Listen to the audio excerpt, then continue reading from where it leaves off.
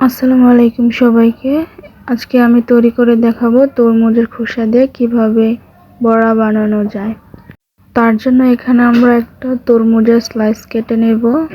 তার উপরে যে লাল অংশটা থাকে সেটা আমরা বাদ দিয়ে নিচের যে অংশটা থাকে সেটাই নিয়ে নেব। ভালোভাবে কেটে নিয়েছি লাল অংশটা, যাতে সবুজ অংশটা লাল অংশের সাথে লেগে না থাকে। উপরে লাল অংশটা কাটা হয়ে গেলে এখন আলাদা এক সাইডে রেখে দিয়ে দেব। এখন এই সবুজ অংশটাকে একটা স্লাইসে করে নিব। স্লাইস করার পর এখান থেকে একটা অংশ আমি একটা গ্রেটার দিয়ে সুন্দর করে কুচি করে কেটে নেব। আপনারা যদি ছুরি বা বটি দাও দিয়ে করতে চান তাহলে করতে পারেন, কিন্তু সেক্ষেত্রে করতে গেলে আপনার বটি দাও দিয়ে করতে কষ্ট হয় এবং অনেকটা সময় ব্যয় হয়ে যায়। আমি একটা গ্রেটার দিয়ে আমি সুন্দরভাবে কুচি কুচি করে নেব। আর এটা করার সময় একটু সাবধানে থাকতে হবে, কারণ হাতে লেগে যেতে পারে, একটু সাবধানে করে নেব।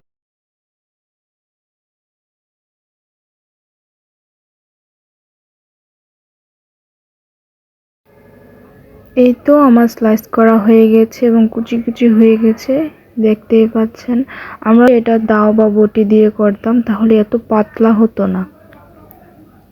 দেখতেই পাচ্ছেন এই গ্রেটার দিয়ে করার ফলে আমি কত সুন্দর করে করে নিয়েছি। এখন এটার সাথে মশলা দিব। এই যে মশলা দেখতে পাচ্ছেন, এই মশলার ভিতরে রসুন, আদা, জিরা একসাথে মিক্স করানো, সাথে দিয়ে দেব হলুদ 2 চা চামচ,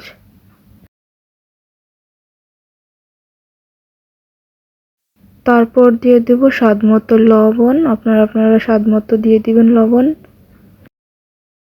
সাথে দিয়ে দিব ম্যাজিক মশলা, মানে এই ম্যাগি মশলাটা দিলে স্বাদটা আরো বেড়ে যায়, যার কারণে ম্যাগি মশলাটা দেওয়া হয়েছে। আপনারা স্কিপ করতে পারেন চাইলে। এখন সাথে আমি দিয়ে দেব 3টি টমেটো, কুচি কুচি করে রেখে টমেটোগুলো দিয়ে দেব।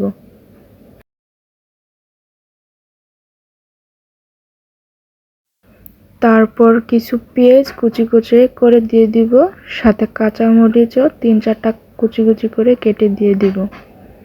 আপনারা আপনাদের ঝাল অনুযায়ী কাঁচামরিচগুলো ব্যবহার করবেন, আমি আমার ঝাল অনুযায়ী দিয়ে দিলাম।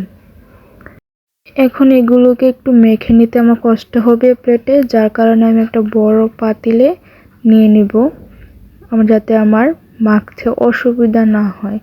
এর জন্য আমি নিয়ে নেব একটা পাত্রে, বড় একটা পাত্রে।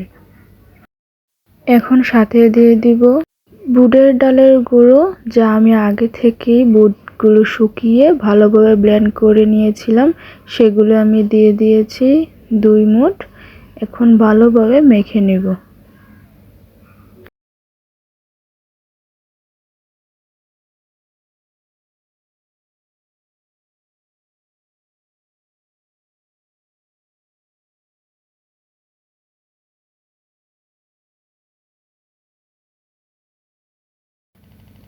আমি ভালোভাবে মেখে নিয়েছি। মাখা শেষ হলে এখন আমি এগুলোকে একটু একটা শেপে তৈরি করব, একটু লম্বা লম্বা একটা শেপে তৈরি করে নেব। আপনারা আপনার পছন্দ অনুযায়ী শেপে তৈরি করে নেবেন। আমি এইভাবে তৈরি করব প্রত্যেকটি বড়া।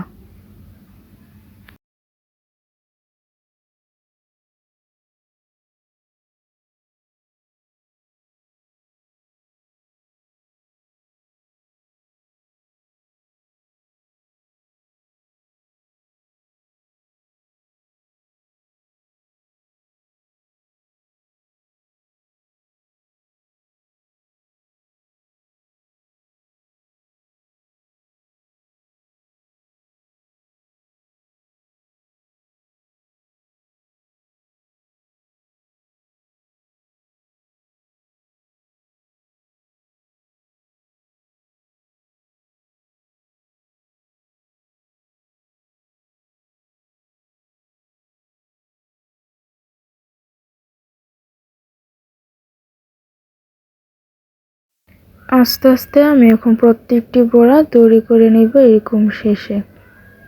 এই তো হয়ে গেল আমার বড়া তৈরি করা। দেখতেই পাচ্ছেন আমি এই শেপে তৈরি করে নিয়েছি। আপনারা চাইলে গোল শেপও তৈরি করতে পারেন, কোনো সমস্যা নাই, যার যার পছন্দ অনুযায়ী শেপ করে নেবেন।